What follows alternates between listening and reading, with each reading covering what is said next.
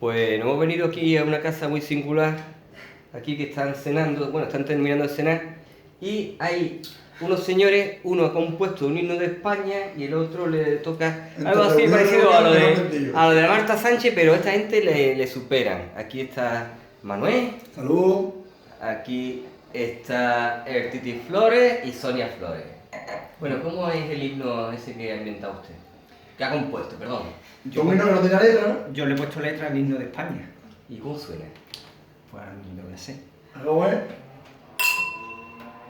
España, España, morcilla de Burgos, el queso de cabra, la ensaimada mallorquín, si las gallegas, atún de barbate, tortilla de papa, sopa de tomate. España, España, navajas de Albacete, es el queso de cabra, las torrijas de la abuela, Tinto, crianza, Don Quijote de la Mancha, Sancho Panza y folclore de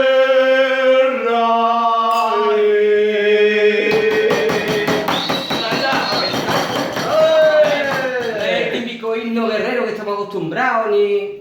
Eso... Comida para todo el Es mundo. auténtico de España. Todas las provincias, todas las comidas. España es gastronomía pura. Ole, ole. Ya. Y menos cacerolo. No tengas cacerolo, hombre. Las cacerolas para hacer la La baja. comida, la comida. Pues bueno, despedimos la conexión y dentro de poco haremos otro vídeo.